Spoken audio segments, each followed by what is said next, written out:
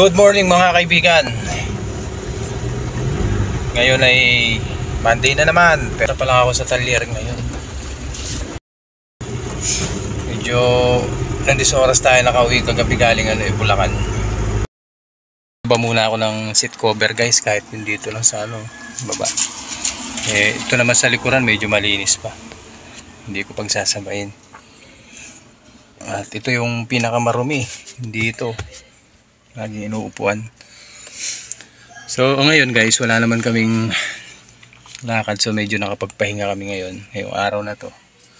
At susulitin na namin to para i-maintenance yung mga ibang gamit namin sa pangtrabaho. Bibili na nga rin pala ako ng tubig. Kalimutan ko to. Iba-iba yung klima ng panahon ngayon, mainit tapos biglang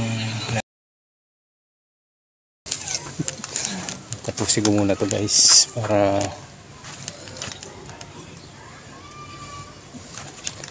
pinapaandar na kasi ni parang Kim yung Kia. Sige par. Wait lang. Yeah. Ayo. Start par.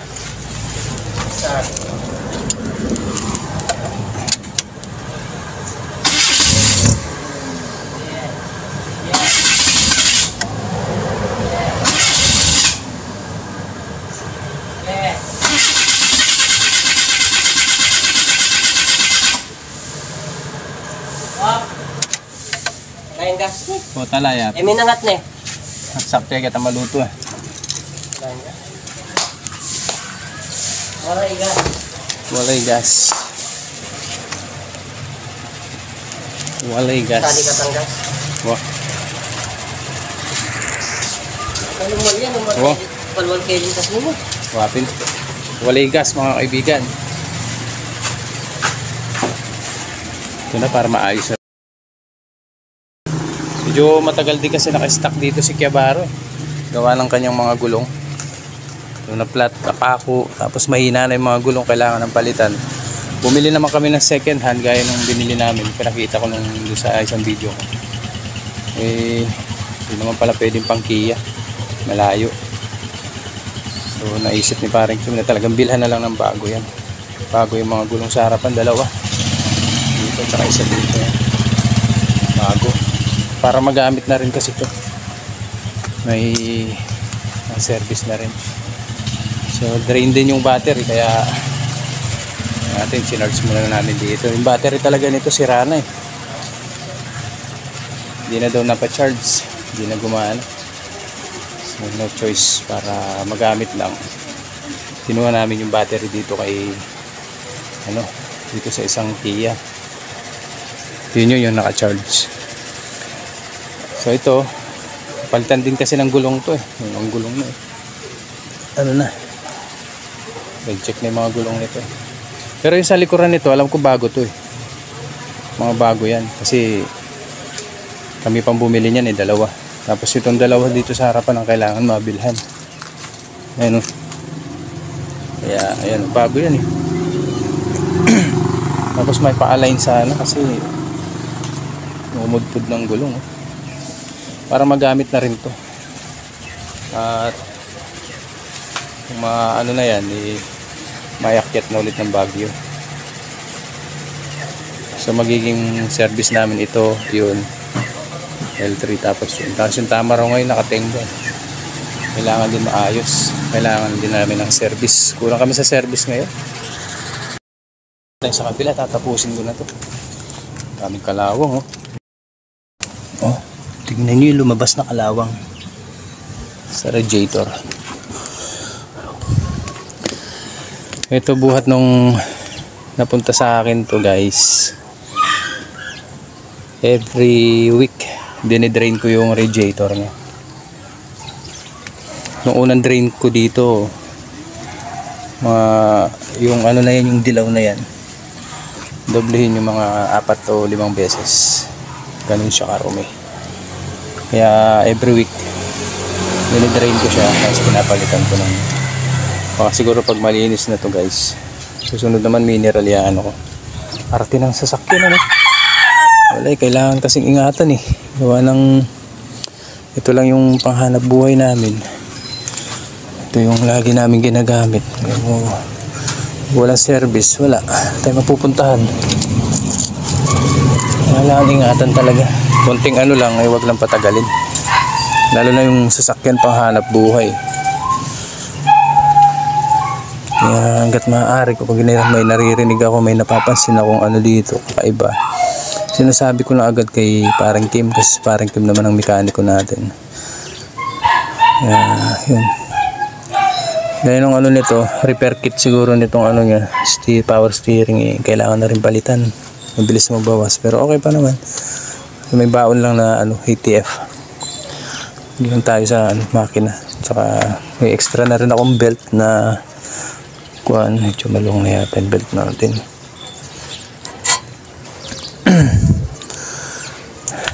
Yun. Kailangan na talagang ingatan kasi panghanap buhay. Pag wala, alisos. Tambay tayo. Hindi naman sa pagka ano guys, kahit na old model yung sasakyan, kailangan pa rin talagang ingatan. Lalo na 'di ba? Old model 'yan eh, hindi natin alam kung kailan masisira. Kailangan na laging nag-inspection. So yan. Buhat kasi nung ano guys, buhat nung natuto ako magmaneho 2 years ago na. 2 taon na, magtatatlong taon na. So talagang inano ko na kailangan mga sasakyan maanohan ko rin inspection. Pag may napapansin ako, sinasabi ko na agad sa mekaniko. Kasi para kung sakaling pwedeng i-repair agad or palitan, palitan na, di ba? So, kung napapansin nyo, ayan si ano, Kalabaw nakatenga ngayon. Kalabaw kasi guys, ano na yan eh, matindi na talaga yung sakripisyo niyan. Kaya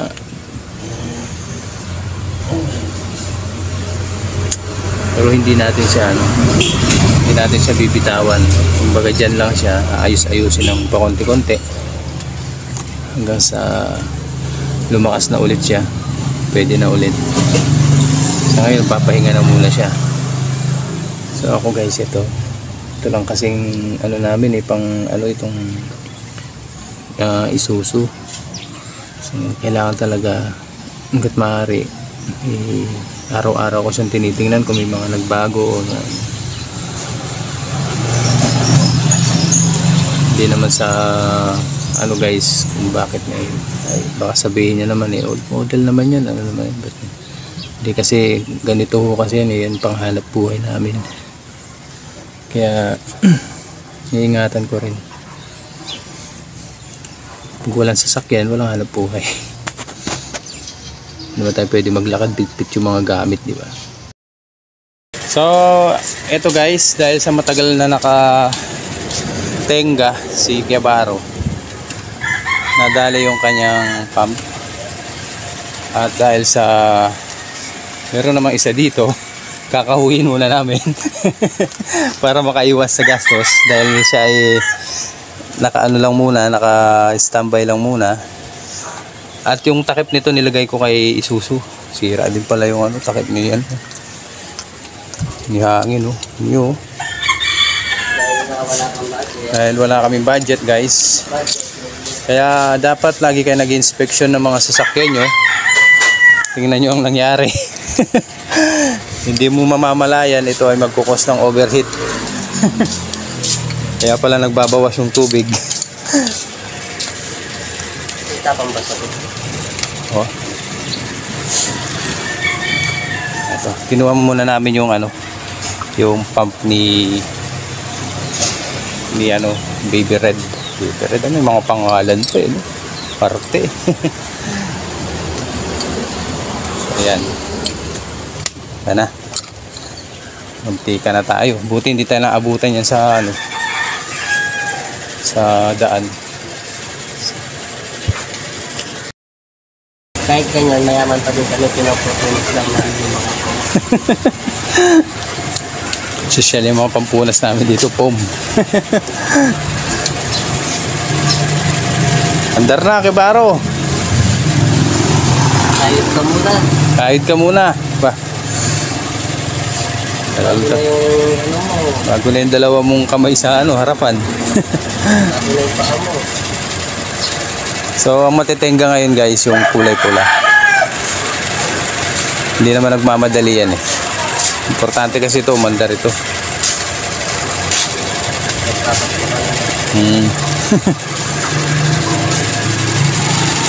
So, gina-charge pa namin yung battery oh. Sa nalobat eh. Napakargahan namin para... Ay, hindi na namin nakasikaso to. Tingnan nyo oh, puro alikabok na. Nakatambay na dito to eh. Innova ni pinsan.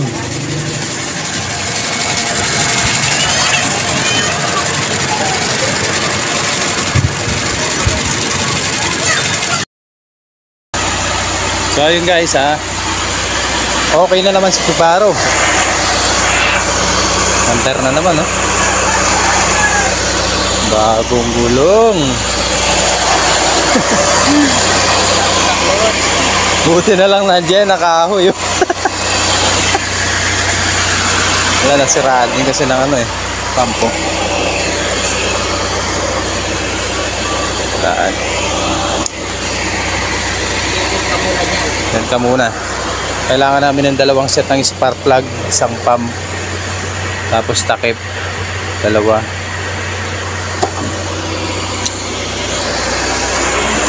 Alright. Buti na lang. Oy. So, hoy. Okay na ulit si Kebaro guys. Oh. Lamig ng aircon. Ang lamig niya. Grabe, na-miss ko tong sasakyan na to. Tagal kasi niya tenga. So, itong Kebaro guys, mapupunta na to sa kapatid ko, kay Peter. Siya na ang gagamit nito. Nakakamiss lang sasakyan na to. Alright.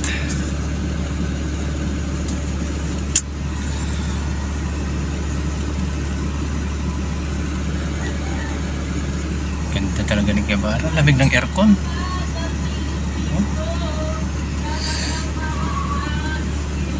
Number 1 pa lang. Number 3 na. Uy! Mas malamig. Dito pa.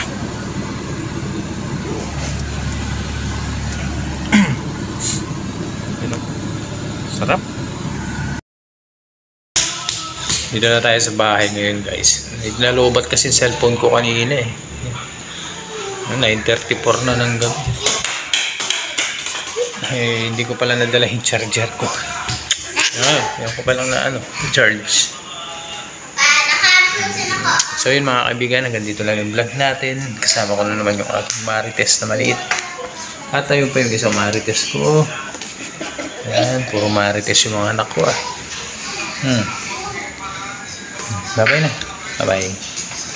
Love you guys. Bye bye. Oh.